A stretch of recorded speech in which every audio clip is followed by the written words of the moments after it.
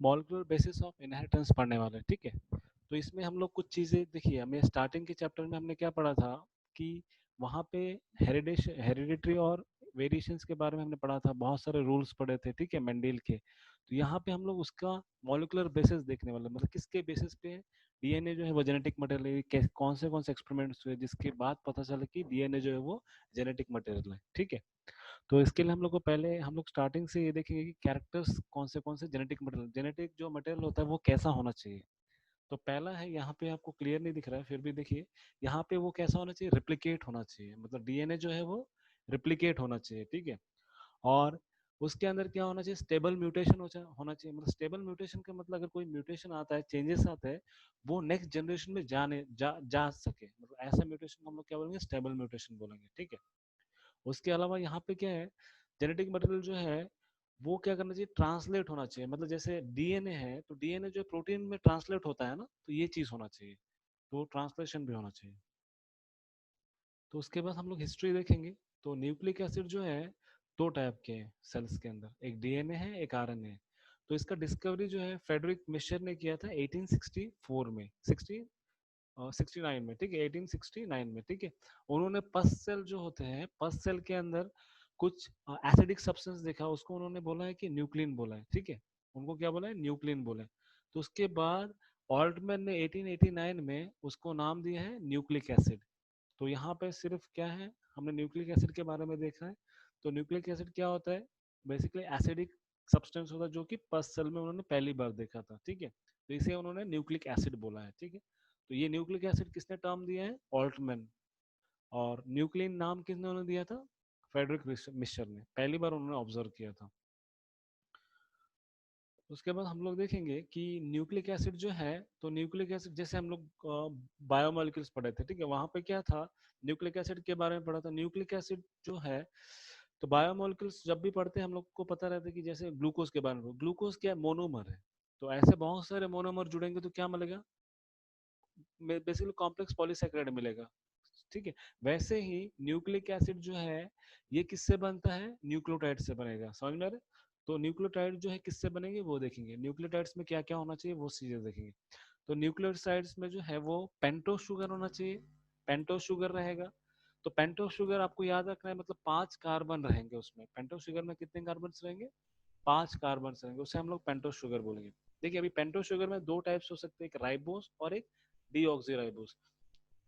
पहले हम लोग राइबोस देखते हैं। यहाँ पे शुगर ये देख सकते हैं आप,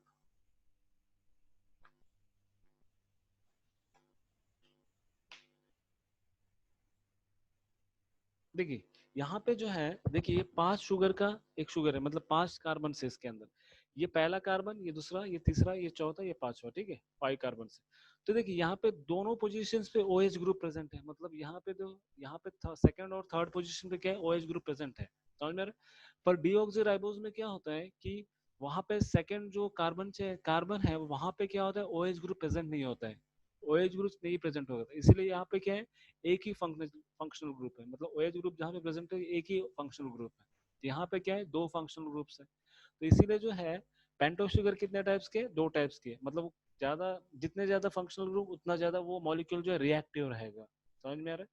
तो डीएनए जो है बेसिकली कैसा होना चाहिए, मतलब जो जेनेटिक मटेरियल स्टेबल होना चाहिए, तो स्टेबल होना चाहिए मतलब लेस रिएक्टिव होना चाहिए, उसका मतलब ये है। तो अभी देखेंगे उसके बाद पेंटोस शुगर के बाद नाइट्रोजन बेसिस जो है, तो नाइट्रोजन बेसिस हमको पता है, तो न्यूक्लिक एसिड में क्या क्या होगा, न्यूक्लियर में पेंटोस शुगर होगा, नाइट्रोजन बेसिस होंगे और फॉस्फोरिक एसिड भी होगा। तो इन सबको हम लोग देखेंगे डिटेल्स में। नेक्स्ट देखिए यहाँ पे हमने एक लाइन लिखा है, देखिए the more the functional groups molecule is more reactive, जितना ज्यादा फंक्शनल ग्रुप्स रहेंगे उतना ज्यादा मॉलिक्यूल जो है वो रिएक्टिव रहेगा।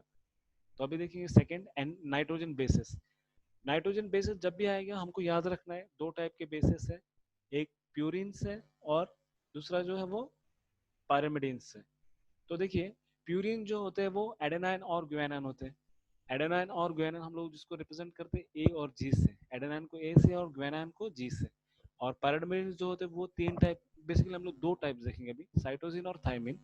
तो ये डीएनए के बारे में जब बात करेंगे तो उसमें थाइमिन रहेगा। जब हम लोग आरएनए के बारे में बात करेंगे, थाइमिन को रिप्लेस करके उसमें क्या होता है, यूरासिल प्रेजेंट होता है। तो नाइट्रोजन बेसिस दो टाइप के होते हैं, एक प्यूरिन्स है, एक पायरिमिडिन्स है। प्यूरिन्स में एडेनाइन और ग्वानाइन आता है, और पायरिमिडिन्स में जो है वो साइटोसिन और थायमिन आता है, ठीक है। उसके अलावा ये जो है डाइसाइक्लिक होते हैं, प्यूरिन जो है वो डाइसाइक्लिक होते हैं। डाइसाइक्लिक का मतलब क्या है, ये देखिए, ये प्यूरिन्स है, नीचे वाले प्यूरिन्स है, ऊपर वाले पायरिमिडिन्स है। यहाँ पे डाइसाइक्लिक का मतलब कि यहाँ पे दो रिंग्स प्रेजेंट है, तो इसे डाइसाइक्लिक बोलेंगे। और पायरिमिडिन्स में एक ही रिंग प्रेजेंट है। अभी देखिए, ये डाइसाइक्लिक है, ये मोनोसाइक्लिक है। और देखिए यहाँ पे बोला है कि fourth nitrogen atoms at position first, third, seventh and nine, मतलब नाइट्रोजन एटम, प्यूरिन्स में नाइट्रोजन एटम्स कहाँ कहाँ प्रेजेंट है। देखिए यहाँ पे देखते हैं हम लोग, प्यूरिन्स हैं, तो प्यूरिन्स में नाइट्रोजन एटम्स जो है वो कहाँ कहाँ प्रेजेंट है, ये देखिए पोजीशन दिया है। फर्स्ट पोजीशन पे दिया है, थर्ड पोजीशन पे है, और थर्ड पे है, सेवेंथ पे है, सेवेंथ पे है, फिर नाइन्थ पे है। तो ये पोजीशनिंग है नाइट्रोजन्स का प्यूरिन्स में। और वही अगर पायरामिडिन्स के देखेंगे हम लोग, तो हमको पता है कि ये फर्स्ट पोजीशन पे है, थर्ड पोजीशन पे, मतलब दो जगह पे है। तो वही यहाँ पे बोला, देखिए nitrogen base atoms at position 1, 3, 7 and 9, and nitrogen atoms at position 1 and 3। तो पायरामिड्स का आपको याद रखना है नाइट्रोजन कहाँ कहाँ प्रेजेंट होता है, कौन से जगह पे प्रेजेंट होता है, ठीक है। अभी उसके बाद है first carbon of pentose sugar and ninth carbon of purine. देखिए ये प्यूरिन्स और पायरामिड्स जब, हाँ आगे देखेंगे हम लोग, ठीक है। यहाँ पे बता देता हूँ,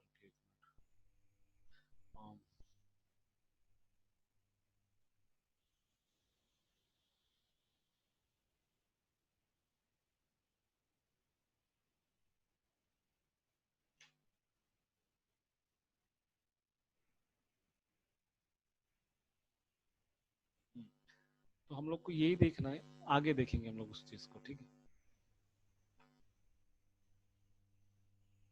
तो देखिए यहाँ पे बोला है फर्स्ट कार्बन जो है पेंटोस शुगर का, पेंटोस शुगर का फर्स्ट कार्बन जो है, और नाइन्थ पोजीशन जो है प्यूरिन्स का, वहां पे कनेक्शन रहता है दोनों के बीच में, ठीक है।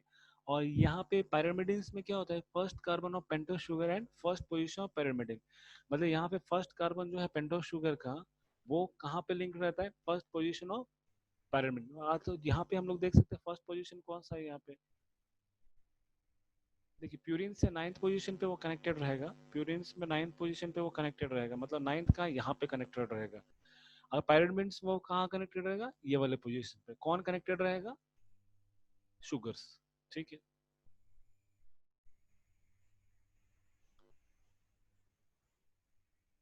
उसके बाद है तीसरा कंपोनेंट है फॉस्फोरिक एसिड। जो न्यूक्लिक एसिड में जो होता है वो फॉस्फोरिक एसिड जो है वो, ये कहाँ अटैच रहता है, 5 कार्बन एटम जो है पेंटोस शुगर के फिफ्थ कार्बन पे क्या अटैच रहता है, फॉस्फोरिक एसिड। फॉस्फोरिक एसिड जब अटैच होता है, तब क्या होता है, यहाँ पे कौन सा बॉन्ड बनेगा, फॉस्फोडाइस्टर बॉन्ड बनेगा, उसे हम लोग क्या बोलेंगे, फॉस्फोडाइस्टर। तो जब फॉस्फोडाइस्टर बनेगा तो क्या रिलीज होगा, बाहर मॉलिक्यूल वाटर रिलीज होगा, तो इस बॉन्ड को हम लोग क्या बोलेंगे, फॉस्फोडाइस्टर। मतलब फॉस्फोरस और शुगर के बीच में जो बॉन्डिंग है उसे हम लोग क्या बोलेंगे, फॉस्फोडाइस्टर बॉन्ड बोलेंगे। और जो शुगर और नाइट्रोजन के बीच में जो बॉन्डिंग है उसे हम लोग क्या बोलेंगे, ग्लाइकोसाइडिक बॉन्ड बोलेंगे। तो आप लोग दोनों बॉन्ड्स याद रखिए, कौन से कार्बन चेन पे। देखिए यहाँ पे हमको याद रखना है, अगर ये नाइट्रोजन बेस जो है वो अगर प्यूरिन है, तो प्यूरिन है तो कौन से पोजीशन पे इससे अटैच रहेगा, इसका फर्स्ट पोजीशन और इसका नाइन्थ पोजीशन।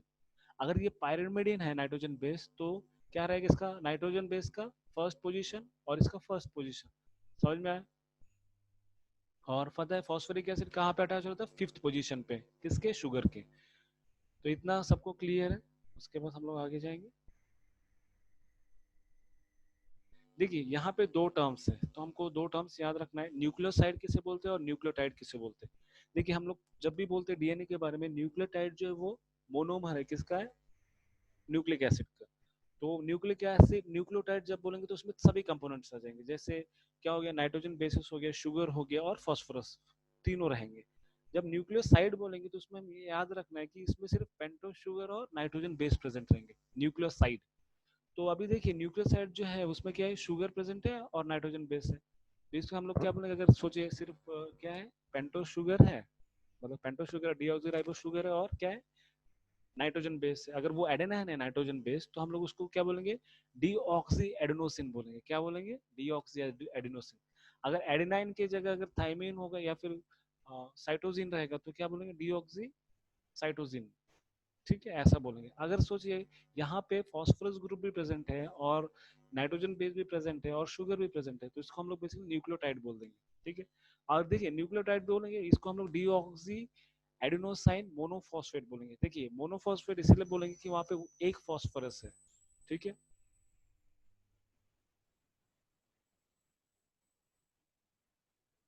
अगर किसी को डाउट्स रहेंगे तो वो हैंड रेज कर सकता है, ठीक है।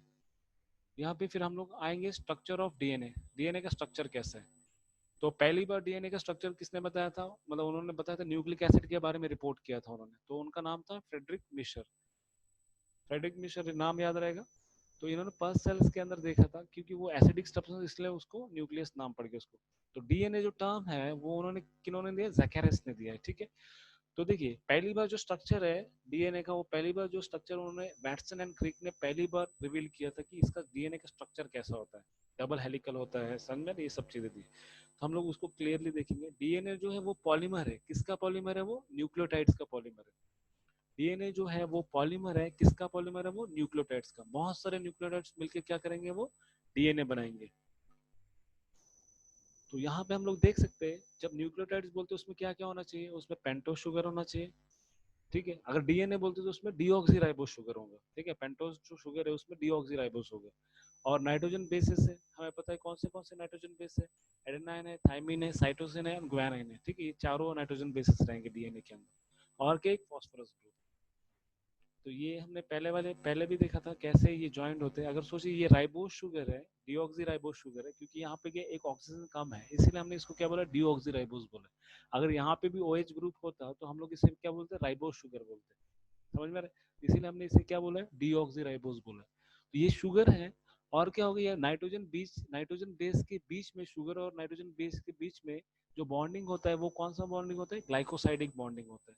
कौन सा बॉन्डिंग होता है? वो ग्लाइकोसाइडिक बॉन्ड। और शुगर और फॉस्फोरस के बीच में जो बॉन्डिंग होता है उसको हम लोग बोलेंगे फॉस्फोडाइस्टर बॉन्ड। क्या बोलेंगे उसे? Phosphodiester bond. तो यहाँ पे देखिए एक ही फंक्शनल ग्रुप है, मतलब ये क्या है? लेस रिएक्टिव है और स्टेबल भी रहेगा कंपेयर टू आरएनए।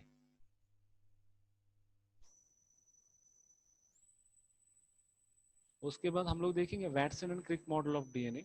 तो Watson and Crick model of DNA जो है, इसे हम लोग क्या बोलते हैं? DNA model, double helix model बोलते हैं, डबल हेलिक्स मॉडल बोलते हैं, क्योंकि ये उन्होंने पहली बार इसके बारे में रिवील किया था ये कैसा होता है। तो ये वैटसन एंड क्रिक ने दिया था पहली बार। तो हम लोग देखेंगे ये कैसा बना हुआ है। ये किससे बना है? दो स्ट्रैंड्स ऑफ डीएनए से बना है, तो इसीलिए हम लोग इसे डबल स्ट्रैंडेड डीएनए बोलते हैं। मतलब उसके अंदर क्या है? दो स्ट्रैंड्स है। समझ में आ रहा है?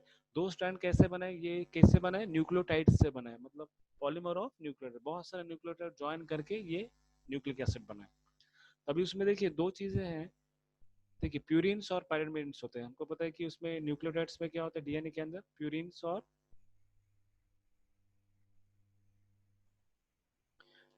और पायरिमिडिन्स होते हैं।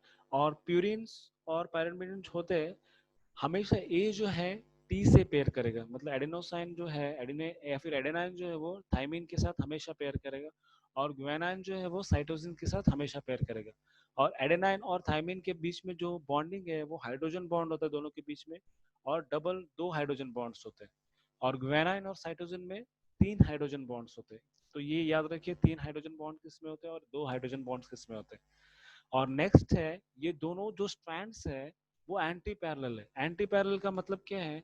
हम लोग किसी चीज को अगर डिनोट कर रहे हैं, मतलब इसका देखिए डायरेक्शन जो है वो एंटी पैरेलल, मतलब एक चेंज जो है वो इस डायरेक्शन में जा रहा है और दूसरा चेंज जो है इस डायरेक्शन में। जब भी हम लोग डीएनए को पढ़ते हैं तो हमको याद रखना है, हम लोग 5' टू 3' की तरफ पढ़ते हैं, ठीक है। 5' की तरफ से 3' की तरफ पढ़ते हैं, मतलब उसको ऐसा पढ़ेंगे। समझ में?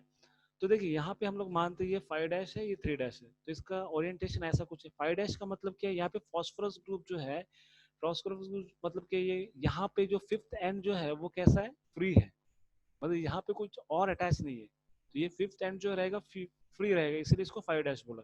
3' उसको बोलेंगे जो, ये देखिए ये कार्बन 1, कार्बन 2, कार्बन 3 है, तो ये OH ग्रुप है थर्ड पोजीशन पे, तो थर्ड पोजीशन जो है यहाँ पे फ्री है।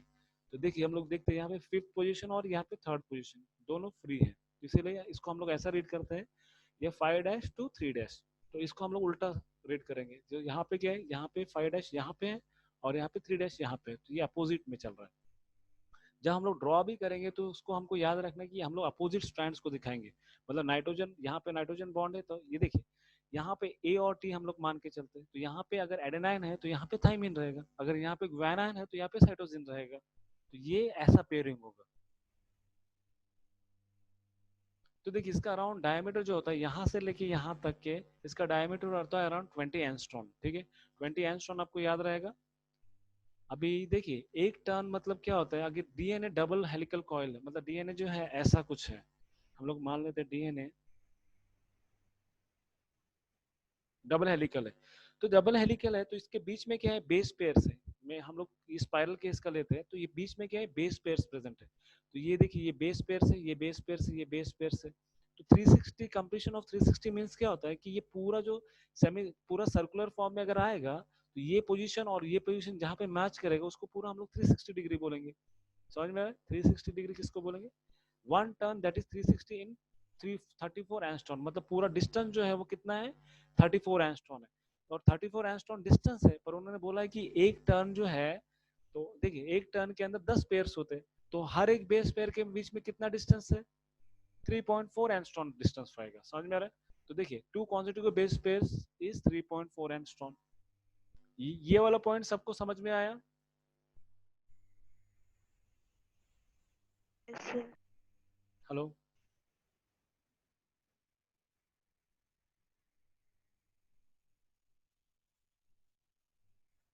ठीक है, तो मैं कंसिडर करता हूँ ये समझ में आ गया। देखिए मैं फिर से एक बार बोल देता हूँ, ये देखिए वन टर्न मतलब एक टर्न में, अगर टर्न हम लोग कभी कंसिडर करते हैं सर्कुलर फॉर्म में होता है, ठीक है, हमको पता है डीएनए जो कॉइल्ड है, कॉइल्ड है, तो एक टर्न जो कंप्लीट करेगा वो 360 बोलेंगे हम लोग।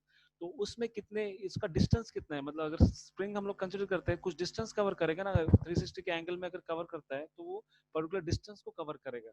अभी वो डिस्टेंस हम लोग यहाँ पे इसको मान लेंगे। देखिए अगर हम लोग मान लेते यहाँ से यहाँ तक 10 बेस पेयर है, तो यहाँ तक पूरा 360 में कवर कर रहा है, तो यहाँ पे 10 पेयर, तो पूरा हाइट जो है वो 34 एंगस्ट्रॉम दिया है, 34 नैनोमीटर दिया है। ठीक है, तो अभी 34 नैनोमीटर दिया है, तो हर एक बेस पेयर में 34 एंगस्ट्रॉम दिया है। ठीक है, तो हर एक बेस पेयर में कितना डिस्टेंस रहेगा, 3.4 एंगस्ट्रॉम डिस्टेंस रहेगा। ठीक है, two consecutive base pair is 3.4 angstrom.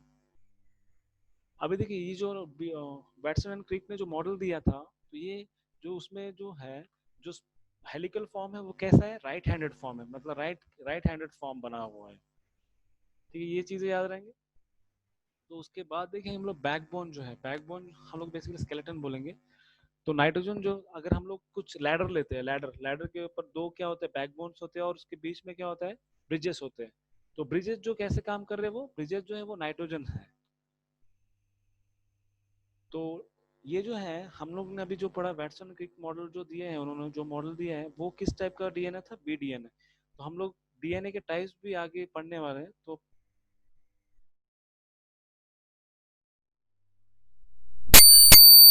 जब हम लोग डीएनए पढ़ेंगे, दो रूल्स के बारे में हमको पढ़ना है। आपको याद रखना है पहले कि ए हमेशा टी से पेयर करेगा और जी हमेशा सी से पेयर करेगा। तो हम लोग यहाँ पे बेस पेयर रूल और चारगैफ्स रूल पढ़ने वाले। तो बेस पेयर रूल यही बोलता है कि प्यूरिन्स हमेशा जो है वो किससे पेयर करेंगे, पायरिमिडीन से पेयर करेंगे। प्यूरिन्स हमेशा जो है वो पायरिमिडीन से पेयर करेंगे। समझ में आ रहा है? और ए जो है हमेशा टी से पेयर करेंगे। इसका मतलब कि ए और जी जो है वो प्यूरिन्स है, और टी एंड सी जो है वो पायरिमिडीन्स है। तो ए हमेशा जो है वो टी से पेयर करेगा, जी हमेशा जो है वो सी से पेयर करेगा। तो यही बेस पेयर रूल बोलता है। तो मतलब इसका मतलब क्या, कॉम्प्लीमेंट्री एक दूसरे से। अगर यहाँ ए की जगह टी होता तो इधर क्या आएगा, ए आता। ठीक है, ये हमेशा कॉम्प्लीमेंट्री रहेंगे एक दूसरे से। तो उसके बाद हम लोग देखेंगे चार गैप्स रूल। बेसिकली चार गैप्स रूल भी सेम ही बोलता है। यहाँ पे ये इन्होंने बोला है कि देखिए ए हमेशा टी से पेयर करेगा, और ए जितना अमाउंट में रहेगा उतना ही टी रहेगा। तो पक्का हम लोग बेस पेयर से भी तो यही प्रूव होता है कि ए जितना अमाउंट में रहेगा उतना ही अमाउंट में टी भी रहेगा। समझ में आ रहा है? अगर ए दो है तो टी भी कितने रहेंगे, दो रहेंगे, क्योंकि बेस पेयरिंग हो गई। समझ में आ रहा है? तो ये किसके लिए एप्लीकेबल है, डबल स्टैंडर्ड डीएनए। तो हम लोग देखेंगे double standard DNA, single standard DNA भी होता है, तो वहां पे ये एप्लीकेबल नहीं होगा। तो सेकंड जो पॉइंट है, तो ए जितना रहेगा टी उतना ही रहेगा, सी जितना रहेगा जी भी उतना रहेगा। तो इसका मतलब क्या है, हम लोग मान के चलते हैं ए अपॉन टी, मतलब ए जितना है टी भी उतना रहेगा, उसका रेशियो 1 आ रहा है। ठीक, 1 आएगा हमेशा। और सी अपॉन जी जो है उसका भी रेशियो 1 ही आएगा। तो मतलब क्या है, प्यूरिन जितने हैं पायरिमिडिन भी उतने ही रहेंगे। तो ये एप्लीकेबल किसके लिए, डबल स्टैंडर्ड डीएनए के लिए। तो सिंगल स्टैंडर्ड डीएनए भी प्रेजेंट होता है। ठीक है, सिंगल स्टैंडर्ड डीएनए कहाँ पे प्रेजेंट होता है, वायरसेस में प्रेजेंट होता है सिंगल स्टैंडर्ड डीएनए। तो वहां पे अगर बेस पेयरिंग जो है होता नहीं है, बेस पेयरिंग अगर नहीं होगा तो वहां पे बेस पेयर रूल अप्लीकेबल होगा कि चार गैप रूल जो है वो अप्लीकेबल होगा क्या, नहीं हो पाएगा अप्लीकेबल। ठीक है, उसके बाद हम लोग देखेंगे टाइप्स ऑफ डीएनए। तो टाइप्स ऑफ डीएनए हम लोग इसके बेसिस पे देखेंगे। फर्स्ट जो टाइप्स ऑफ डीएनए जो है हम लोग फंक्शन के बेसिस पे देखेंगे। आपको पता है कि बहुत सारा अमाउंट मतलब बहुत सारा डीएनए है। डीएनए को हमने बेसिकली दो टाइप्स में क्लासिफाई किया, एक ट्रॉफिक डीएनए और एक जेनेटिक डीएनए। ट्रॉफिक डीएनए मतलब वो डीएनए जो सेल में पूरे एक्टिविटीज करता है, मतलब जितने भी एक्टिविटीज है उसको करता है, समझ में आ रहा है। और जेनेटिक डीएनए जो है वो रिप्लिकेशन में मदद करता है, उसे हम लोग क्या बोलेंगे, जेनेटिक डीएनए। तो दो चीज याद रखना है फंक्शंस के बेसिस पे। एक होता है डीएनए जो ट्रॉफिक डीएनए बोलेंगे हम लोग, एक होता है जेनेटिक डीएनए जो रिप्लिकेशन में मदद करता है, रिप्रोडक्शन में मदद करता है, उसे हम लोग क्या बोलेंगे, जेनेटिक डीएनए बोलेंगे। तो उसके बाद देखेंगे हम लोग कि देखिए जितने भी चीजें हो रहे हैं यहाँ पे, ट्रॉफिक डीएनए जो है जितने भी मतलब रिप्रोडक्शन को छोड़ के जितने भी मेटाबॉलिक प्रोसेस है उसमें ये इन्वॉल्व रहता है ट्रॉफिक डीएनए। तो एग्जांपल हम लोग पैरामीशियम का देखते हैं। पैरामीशियम में हम लोग देखते हैं दो दो डीएनए होते हैं, मतलब दो न्यूक्लियोटाइड्स न्यूक्लिक एसिड्स होते हैं। ठीक है, एक को हम लोग मैक्रोन्यूक्लियस बोलेंगे, दूसरे को हम लोग माइक्रोन्यूक्लियस बोलेंगे। तो देखिए मैक्रोन्यूक्लियस जो है इसे हम लोग क्या बोलेंगे, ट्रॉफिक डीएनए बोलेंगे। इसे क्या बोलेंगे, ट्रॉफिक डीएनए, जो सभी एक्टिविटीज कर रहा है एक्सेप्ट रिप्रोडक्शन को छोड़ के। और माइक्रोन्यूक्लियस जो है वो क्या किस में इन्वॉल्व रहेगा, रिप्रोडक्शन में इन्वॉल्व रहेगा। जब सेल जो है डिवाइड होने वाला रहता है तब क्या होता है, ये मैक्रोन्यूक्लियस जो है वो डिसअपियर हो जाता है, समझ में आ रहा है, ये डिसअपियर हो जाता है। तो ये माइक्रोन्यूक्लियस जो है वो दो सेल डॉटर सेल्स में डिवाइड हो जाएगा, और दो सेल जो है वो डिवाइड होके दो सेल्स बन जाएंगे। तो ये ट्रॉफिक डीएनए हो गया। जेनेटिक डीएनए के बारे में हम लोग डिटेल्स में पढ़ने मिलेंगे। जेनेटिक डीएनए मतलब क्या है, वो एक जनरेशन से दूसरे जनरेशन में जा रहा है, तो उसे हम लोग क्या बोलेंगे, जेनेटिक डीएनए बोलेंगे। उसके बाद on the basis of number of base pairs, मतलब नंबर ऑफ बेस पेयर्स किससे रिलेटेड, मतलब एक टर्न में, मतलब 360 डिग्री में कितने बेस पेयर्स प्रेजेंट है, उसके बेसिस पे हमने इसको क्या किया है, क्लासिफाई किया है। तो इसको हमने A B C D and Z में कन्वर्ट किया, जेड में क्लासिफाई किया है। ठीक है, A B C D and Z. तो आपको याद रखना है यहाँ पे जो 11 है इसका मतलब क्या है, एक टर्न के अंदर 11 बेस पेयर्स प्रेजेंट है, इसे हम लोग क्या बोलेंगे, ए टाइप का डीएनए बोलेंगे। अगर उसमें 10 जो है बेस पेयर्स होंगे तो उसे हम लोग क्या बोलेंगे, बी टाइप बोलेंगे। 10 अगर बेस पेयर्स रहेंगे तो उसे हम लोग बी टाइप बोलेंगे। तो ये वैटसन एंड क्रिक ने जो मॉडल दिया था वो बी टाइप का डीएनए के बारे में दिया था। ठीक है, देखिए अब ये कॉइलिंग जो है, कॉइलिंग राइट हैंडेड है या तो फिर लेफ्ट हैंडेड हो सकता है। तो आपको याद रखना है एबीसीडी जितने भी है वो कैसे राइट हैंडेड है, सिर्फ जेड को छोड़कर, जेड कैसा है, लेफ्ट हैंडेड है। तो बी जो है उसमें कितने बेस पेयर है, 10 बेस पेयर है। तो एक सी में क्या है, 9.33 बेस पेयर है। अभी मुझे बताइए 9.33 बेस पेयर का मतलब क्या है।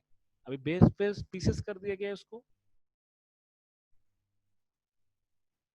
9.3 बेस पेयर का मतलब क्या है, अगर वर्टिकली हम लोग डिस्टेंस देखेंगे तो वो क्या है, हम लोग कंसिडर किया 34, क्या है, एक टर्न जब कंप्लीट कर लेता है वो डिस्टेंस कितना हो गया, 34 एंगस्ट्रॉम हो गया।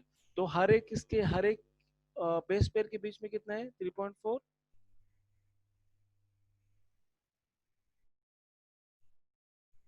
ठीक है,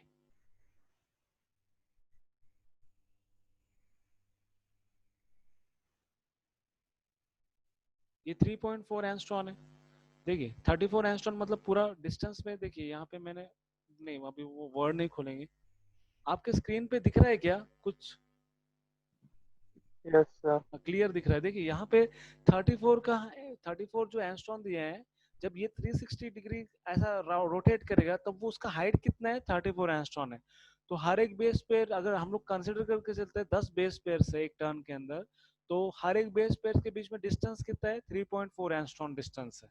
ठीक है, ये इसको हम लोग बोल रहे हैं।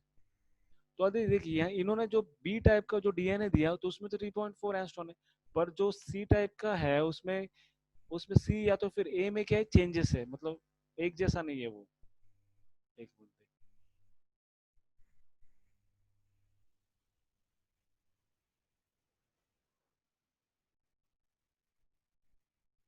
ठीक है। ठीक है, 9.33 का मतलब क्या है, यहाँ पे ए का देखते हैं हम लोग। ए में अगर वो एक सर्कल कंप्लीट कर लेता है तो उसमें कितने बेस पेयर से, 11 बेस पेयर से, ठीक है। तो यहाँ पे कितने 9.33 का मतलब एवरेज में वो 9.33 आता है। अगर पूरे इसका कैलकुलेट करके एवरेज निकालते हैं तो 9.33 आता है, इसका मतलब ये है। तो डी में कितने बेस पेयर्स रहेंगे एक कॉइलिंग में, एक टर्न में 8 बेस पेयर्स, और जेड में 12 बेस पेयर। तो आपको याद रखना है किसमें सबसे कम डिस्टेंस है बेस पेयर्स के अंदर, तो किसमें सबसे कम बेस पेयर्स के बीच में डिस्टेंस रहेगा, सबसे कम। जेड। हाँ, जेड में। तो ऐसे चीज अगर आपको ये वैल्यू याद रहेगा तो आप ऐसे चीजों को सॉल्व कर सकते हैं। और बाकी के जितने भी है ABCD जितने भी हैं वो क्या राइट हैंडेड है, सिर्फ लेफ्ट हैंडेड कौन सा है, जेड वाला लेफ्ट हैंडेड है। तो याद रखना है आपको। देखिए यहाँ पे पैलिंड्रोम सीक्वेंस हम लोग बायोटेक्नोलॉजी में पढ़ने वाले हैं। देखिए पैलिंड्रोम्स का मतलब ये होता है कि आप किसी लेटर को आप यहाँ से भी पढ़े और यहाँ से भी पढ़े तो सेम ही रहेगा। देखिए यहाँ पे देख सकते हैं AATTGC AATT जो भी है, यहाँ पे फिर से क्या हो रहा है, रिपीट हो रहा है। अगर हम लोग वापस यहाँ से अगर रीड करने की कोशिश करेंगे तो क्या होगा, सेम सीक्वेंस रहेगा। ऐसे सीक्वेंस को हम लोग क्या बोलेंगे, पैलिंड्रोम्स बोलेंगे। क्या बोलेंगे, पैलिंड्रोम्स। पैलिंड्रोम। हाँ पैलिंड्रोम्स याद रहेगा। कोई पैलिंड्रोम्स आप बता सकते हैं इंग्लिश वर्ड्स में, पैलिंड्रोम्स क्या कौन से हैं इंग्लिश में हम लोग ने पढ़ा रहेगा पैलिंड्रोम्स। मलयालम। मलयालम का स्पेलिंग क्या है, मलयालम का स्पेलिंग क्या है। MALYALAM। तो MALA, हाँ मलयालम जो है वो पैलिंड्रोम है। तो पैलिंड्रोम आपको समझ में आ गया। तो पैलिंड्रोम सीक्वेंस इंपॉर्टेंट बायोटेक्नोलॉजी इसीलिए है क्योंकि पैलिंड्रोम सीक्वेंसेस को हमारे जो एंडोन्यूक्लियस है वो पहचानते हैं और उसको एक पर्टिकुलर पॉइंट पे वो काटते हैं उसे, ठीक है। इसे वो पैलिंड्रोम्स जो है वो इम्पोर्टेंट है। तो इसको पैलिंड्रोम्स को हम लोग बायोटेक्नोलॉजी में देखेंगे। तो यहाँ पे सिर्फ एक टर्म सिर्फ हमको सीखना था, पैलिंड्रोम्स। सबको समझ में आया पैलिंड्रोम्स। उसके बाद हम लोग देखेंगे डीनेचुरेशन क्या होता है और रीनेचुरेशन क्या होता है। तो डीनेचुरेशन जो होता है, तो डीनेचुरेशन में हमको याद रखना है कि कोई चीज हम लोग बोलते हैं ना डीनेचर हो गया, तो वो क्या होता है बेसिकली सेपरेट हो जाना, मतलब या फिर खराब हो जाना। तो बेसिकली डीएनए जो है वो डबल स्टैंडर्ड फॉर्म में है। अगर उसके बीच के हाइड्रोजन बॉन्ड सभी टूट जाते हैं तो क्या क्या कहलाएगा, वो डीनेचर्ड कहलाएगा। समझ में आ रहा है, उसको हम लोग क्या बोलेंगे, डीनेचर्ड बोलेंगे। रीनेचुरेशन मतलब क्या है, जैसे अगर डीएनए को हमने हाई टेम्परेचर में रख दिया है, समझ में आ रहा है, तो वो क्या हो जाएगा, डीनेचर हो जाएगा। मतलब दोनों जो मॉलिक्यूल्स है, जो दोनों जो स्ट्रैंड्स है वो सेपरेट हो जाएंगे, इसको हम लोग डीनेचरेशन बोलेंगे। फिर उसको हम लोग पर्टिकुलर टेम्परेचर प्रोवाइड करेंगे, कम कर देंगे टेम्परेचर, तो वो फिर से क्या हो जाएगा, रीनेचर हो जाएगा। मतलब फिर से हाइड्रोजन बॉन्ड्स बन जाएंगे, तो फिर से वो रीनेचर हो जाएगा। समझ में आया। तो उसके बाद हम लोग देखेंगे हाइपरक्रोमैटिक इफेक्ट। हाइपरक्रोमैटिक इफेक्ट क्या होता है, यहाँ पे देखिए हाइपरक्रोमैटिक इफेक्ट। देखिए हाइपर मतलब ज्यादा, क्रोमैटिक मतलब कलर, तो इफेक्ट। तो इसके हिसाब से हम लोग देखेंगे जब भी प्यूरिन्स और पैराबेन्स को अल्ट्रावायलेट रेडिएशंस देते हैं तो उसके रेस्पॉन्स में वो अलग अलग बिहेव करते हैं। अगर सोचिए, अगर डीएनए जो है वो क्या है, रीनेचर्ड फॉर्म में, मतलब दोनों स्ट्रैंड जुड़े हुए हैं, तो उसका ऑब्जर्वेशन अलग मिलेगा। अगर डीएनए जो है वो दोनों स्ट्रैंड सेपरेट हो गए, प्यूरिन्स और पैराबेन्स सभी अलग अलग है, तो उसका रीडिंग अलग आएगा। तो नेचुरली क्या होता है, अगर बेस पेयरिंग में है, मतलब जो डीएनए रीनेचर्ड फॉर्म में है, तब मुझे क्या मिलेगा, इसको हम लोग क्या बोलेंगे, बेस पेयरिंग बोलेंगे, ठीक है। तो इसका रीडिंग जो है वो अलग देगा। अगर वो जो न्यूक्लियोटाइड्स है वो खुले रहेंगे तब उसका रीडिंग जो है अलग देगा। देखिए यहाँ पे फ्री प्यूरिन्स और पायरिमिन क्या करते हैं, वो ज्यादा अमाउंट में अल्ट्रावायलेट रेस को एब्जॉर्ब कर लेते हैं। तो अगर वो कोई चीज अगर ज्यादा अमाउंट में अल्ट्रावायलेट रेस को एब्जॉर्ब करेगा तो क्या होगा,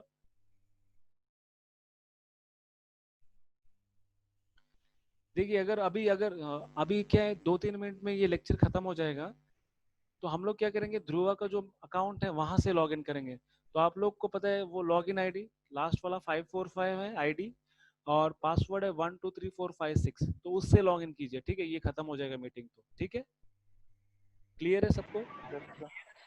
यस सर। ये अराउंड ये 2-3 मिनट में खत्म हो जाएगा मीटिंग, तो उससे कीजिए, ठीक है। तो अभी देखिए हाइपरक्रोमेटिक इफेक्ट में क्या होगा, बेसिकली हमको पता चलेगा जब हम लोग स्पेक्ट्रोमीटर में देखेंगे। स्पेक्ट्रोमीटर वो होता है जहाँ पे, स्पेक्ट्रोफोटोमीटर वो होता है जो जहाँ पे हम लोग किसी सॉल्यूशन को अगर टेस्ट करते हैं तो वो कितना वेवलेंथ का लाइट रिफ्लेक्ट कर रहा है, ये हमें पता चलता है वहाँ पे, ठीक है। तो जब अगर डीनेचर्ड अगर हम लोग प्यूरिन्स देखेंगे, प्यूरिन्स और पायरिमिड्स रखेंगे, तो वो क्या करेगा, बहुत ज्यादा अमाउंट में रेडिएशन को एब्जॉर्ब कर लेगा। अगर वही रीनेचर्ड वाले रखेंगे तो क्या होगा, रीडिंग कुछ अलग आएगा। तो ये इसे हम लोग क्या बोलेंगे, हाइपरक्रोमेटिक इफेक्ट बोलेंगे। तो यहाँ पे फिर हम लोग यहाँ पे डीएनए आरएनए स्टार्ट करने वाले। तो आरएनए भी क्या है, बेसिकली जेनेटिक मटेरियल ही है। ये भी किससे बनता है, पॉलीमर से बनता है। किसके पॉलीमर, न्यूक्लियोटाइड्स के। सिर्फ फर्क क्या है यहाँ पे, वहां पे डीऑक्सीराइबोस था और यहाँ पे राइबोस शुगर है। तो हमने देखा था स्टार्टिंग में राइबोस और डीऑक्सीराइबोस में फर्क क्या होता है, सिर्फ एक ऑक्सीजन का कमी होता है, समझ में आ रहा है।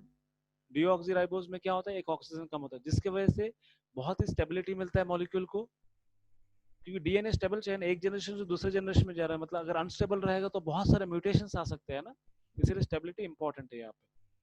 तो और जब हम लोग नाइट्रोजन बेस की बात करते हैं तो हमको याद रखना है, जो पायरिमिड प्यूरिन्स है, ए और जी है, पायरिमिड जो है वो हम लोग डीएनए में सी एंड टी को कंसिडर करते हैं। तो यहाँ पे टी की जगह यूरासिल प्रेजेंट होता है, टी की जगह क्या प्रेजेंट होता है, यूरासिल प्रेजेंट होता है, ठीक है, याद रखना है आपको। उसके बाद हम लोग देख सकते हैं कि ये बॉन्डिंग जो है, पहले भी बताया था फॉस्फोडाइस्टर बॉन्ड होता है यहाँ पे, फॉस्फेट ग्रुप के और शुगर के बीच में फॉस्फोडाइस्टर बॉन्ड होता है। और नाइट्रोजन बेस और शुगर के बीच में कौन सा बॉन्ड होता है, ग्लाइकोसाइडिक बॉन्ड होता है, ठीक है, ये याद रखिए। अभी देखिए आरएनए जो है वो सिंगल स्ट्रैंडेड है, हमें पता है, ठीक है, जनरली हम लोग सिंगल स्ट्रैंडेड कंसीडर करते हैं, डबल स्ट्रैंड भी हो सकता है, ऐसा नहीं नहीं होगा, सिंगल स्टैंडर्ड होता है। Therefore base pair rule is not applicable, क्योंकि क्या है, यहाँ पे अगर सिंगल सिंगल स्टैंड है तो बेस पेयर रूल यहाँ पे एप्लीकेबल, मतलब जरूरत ही नहीं यहाँ पे, मतलब कोई वहां पे क्या रहेगा, सिंगल स्ट्रैंड के लिए बेस पेयर रूल एप्लीकेबल नहीं होगा बेसिकली, ठीक है।